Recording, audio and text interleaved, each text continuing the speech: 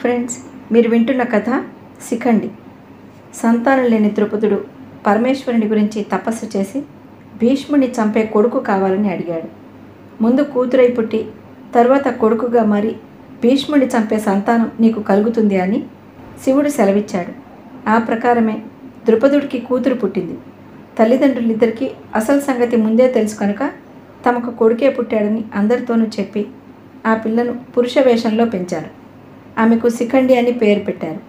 శివుడి వరం సంగతి ఆమెకు చెప్పి ద్రోణాచార్యుడి దగ్గర విలువిద్యాభ్యాసం చేయించడం మొదలుపెట్టారు. కూతురికి యుక్త వయసు వచ్చాక పెళ్లి చేయాలనుకుని ఈశ్వరుని వరం తలుచుకుని ధైర్యం తెచ్చుకుని దశాన దేశ ప్రభువు హేమవర్మ కూతుర్ని తెచ్చి పెళ్లి చేశారు.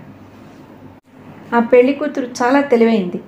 శిఖండి అజాగ్రత్తగా ఉన్న సమయంలో అసలు సంగతి పసికట్టి తన దాసికి చెప్పింది.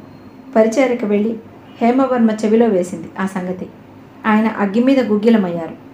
కొడుకని చెప్పి కూతురికి మరో కన్యనిచ్చి పెళ్లి చేశావు. ఇందువల్ల నగుబాటు తప్ప మరేం జరిగింది నీకు? నన్ను అవమానించావు. కొడుకని చెప్పిన నీ కూతురికి ఎలాగూ పురుషత్వం లేదు.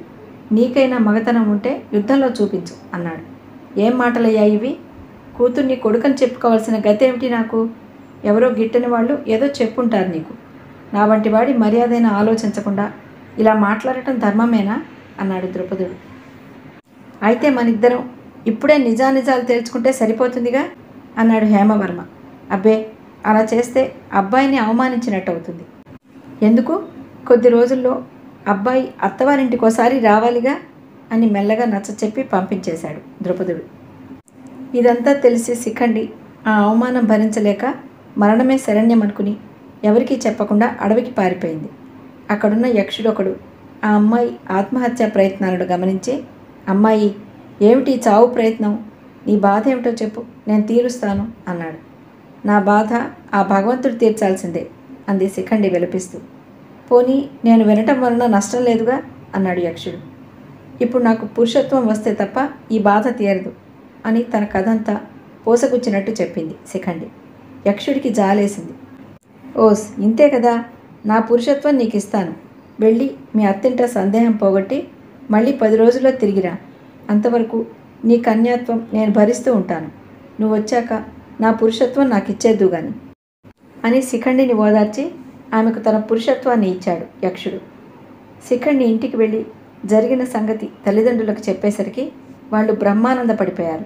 తక్షణం ద్రుపదుడు హేమవర్మను పిలిపించి శిఖండి పురుషుడనే సంగతి రుజువు చేశాడు. హేమవర్మ తన తొందరపాటుకి సిగ్గుపడ్డాడు. 10 రోజులయ్యాక యక్షుడికిచ్చిన మాట ప్రకారం శిఖండి అరణ్యానికి తిరిగి వచ్చాడు. మహాత్మా, నా పరువు దక్కించావు. నీ పురుషత్వం నువ్వు తీసుకో అన్నాడు. నాయనా, నువ్వు అదృష్టవంతుడివి. ఇక నువ్వు నీ జీవితాంతం ఇలా పురుషుడుగానే ఉంటావు. ఇది దైవ నిర్ణయం అన్నాడు యక్షుడు. సంభ్రమాశ్చర్యాలలో మునిగిపోయాడు శిఖండి. నాయనా, నువ్వు వెళ్ళాక ఒకనాడు కుబేరుడు వచ్చాడు. ఆయన వస్తే ఎదురు వెళ్ళి గౌరవించాలని తెలుసు. కానీ ఈ ఆడరూపుతో వెళ్ళడానికి సిగ్గుపడ్డాను. నేను గౌరవించనందుకు ఆయనకు కోపం కలిగింది. ఆయన పరివారంలో ఉన్న యక్షులు కొందరు నా దగ్గరకు వచ్చి సంగతంతా తెలుసుకుని వెళ్ళి ఆయనతో చెప్పారు. అయినా సరే రమ్మనేసరికి నేను వెళ్ళి ఆయన పాదాలు తాకాను. స్థూలకర్ణ, ఇంక నువ్వు ఇలా స్త్రీ రూపంలో ఉండు అన్నాడు. ఆ మాట విని నేను ఏడ్చాను. యక్షులంతా నా బాధ చూసి కుబేరుణ్ణి ప్రార్థించారు. సరే, అయితే శిఖండి బ్రతికి ఉన్ననాళ్ళు నువ్వు ఇలా స్త్రీగా ఉండి అతడు చనిపోయాక నీ పురుషత్వాన్ని మళ్ళీ నువ్వు పొందుతావు అని కుబేరుడు అనుగ్రహించాడు.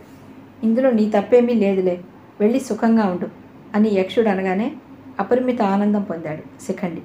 స్థూలకర్ణుడి దగ్గర సెలవు తీసుకుని గబగబా ఇంటికి వచ్చి తల్లిదండ్రులకు ఈ వార్త తెలియచేశాడు. ద్రుపదుడు తన అదృష్టానికి మురిసిపోయి దేవతలను విప్రులను పూజించి నిస్సంకోచంగా ద్రోణాచార్యుడి దగ్గరకు శిష్యుడిగా పంపాడు శిఖండిని. ఆ తరువాత అస్త్ర విద్యలో అతను ఆరితేరాడు. అంగనలను, అంగనా పూర్వులను, అంగనాకారం గలవాళ్లను, అంగనా నామధేయం కలవాళ్లను చంపనని భీష్ముడు వ్రతం పట్టాడు. అందుకే శిఖండిని కురుక్షేత్ర సంగ్రామంలో భీష్ముడు చంపలేదు.